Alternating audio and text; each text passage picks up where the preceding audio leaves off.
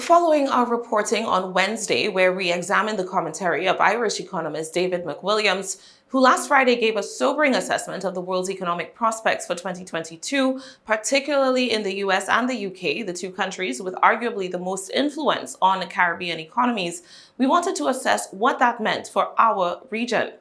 Amidst talk of an impending recession that by some definitions is already here, we spoke with eminent Caribbean economist Marla Dukharan, who began by taking the time to discuss with us how that is playing out here at home. There are a few ways that people define what recession means in their own specific context. In the developed world, they think that two consecutive quarters, meaning 6 months consecutively of year-over-year GDP contraction, they consider that to be a recession.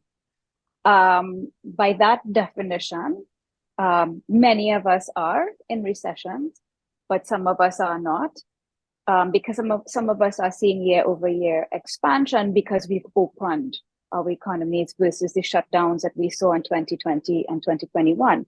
Now, what's important to remember is GDP growth is but one measure. And in this case, because we're comparing to a year that was unusual, which was last year, worse yet if we're comparing to 2020, of course you're going to see positive growth because those 2 years we had severely restricted economic activity. We hardly had tourism activity. We hardly had carnivals and parties and the things that sometimes account for quite a bit of our economic activity, especially in the small island states. So saying that we have positive growth this year and we're not in a recession might also be misleading. Dukharan says despite what GDP numbers might say, chronically high unemployment or high consumer prices could leave people feeling not so rosy about their personal finances. If people are feeling like they can't afford housing, the basic human needs, housing, food, shelter, and people are increasingly applying for social welfare benefits, increasingly looking to charities and NGOs, and people are not able to put food on the table and not able to make ends meet, to say that you're not in a recession kind of is really not a reflection of the reality for the average person. Dukharan notes that despite positive GDP growth recorded in most Caribbean nations in 2022, the economic drag from the pandemic is still a specter over much of the region. Even though we are seeing some positive growth in most countries in the Caribbean right now, because we're comparing to an unusual year, I think that we still have the overhang from 2020 and 2021, where we're seeing unemployment is not where we would like it to be in some countries. We're also seeing the inflation having an impact on people's standard of living and people's ability to pay their bills. But the thing is, the GDP statistic is looking good because some of us have even countries like Aruba and Curacao and Dominican Republic and Jamaica that have not just met up with the level of tourism activity they had in 2019, but they've exceeded. And so all of that looks great. But as I mentioned, we still have the overhang of the long-term effects of the economic shutdown. And then on top of that, you layer the inflationary spike that we're having based on international commodity price rises. And those two things combined, that overhang and that inflation, I think is making people feel not as well off this year as they were in, let's say, 2019. On a macroeconomic level, Dukharan says that there are two broad categories in which Caribbean economies can be placed. Those in which current figures are a sign of a slow, steady, sustainable growth trajectory, and those in which the positive numbers are just a reflection of how fast and far the economies collapsed after the advent of the pandemic in 2020. I think countries like Jamaica, Dominican Republic, Cayman Islands, Guyana, those and Aruba, Curacao to a certain extent, I think those countries and maybe even a couple in the Eastern Caribbean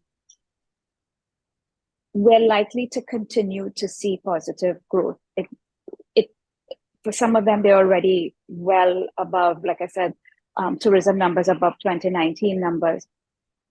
But I think that we're going to continue to see some level of slow but steady, true recovery. The ones who are already over indebted, already in a crisis, one kind of crisis or another, already very dependent on or over dependent on tourism, especially from the United Kingdom, and very, very highly concentrated as opposed to diversified. I think those are the countries you're going to see suffer. So let me run through some of those that I think are not necessarily going to have the kind of slow, steady, but recovery path that I'm seeing the other set that I just mentioned. So Suriname is already in an IMF program based on a recent default. They're in a crisis situation. So I think they're going to continue to struggle, but I think they're heading in the right direction. Trinidad and Tobago is seeing a bit of a lift because of oil and gas prices, but our oil and gas production is still weak. And we still have massive structural problems in Trinidad and Tobago. So they might be seeing what like you mentioned, dead cat bounce, that is then going to dissipate and they're going to continue on their path of decline. Barbados is in a new IMF program coming out of the initial one in 2018. I think that Barbados is in a stronger position clearly than it was in 2018, but I'm still worried about the long-term growth prospects for Barbados. And then you have some of the Eastern, St. Vincent and the Grenadines.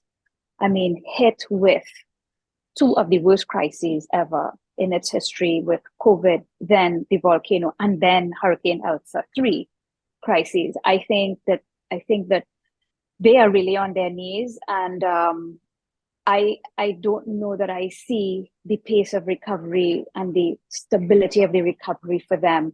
I think that there's a really, really crisis situation there that might play out. And likewise, Bahamas, you had Bahamas being hit by Hurricane Dorian in 2019, and then COVID right thereafter. This is the worst crisis in the Bahamas' history. And I think that we're not likely to see them come out of this without hitting rock bottom. Dukharan and I spoke further about what her recommendations are for a return to stability for the countries in crisis and for an equitable share of the growth among the population in countries doing well. Her prescriptions on a micro and macroeconomic level will be covered in tomorrow's reporting.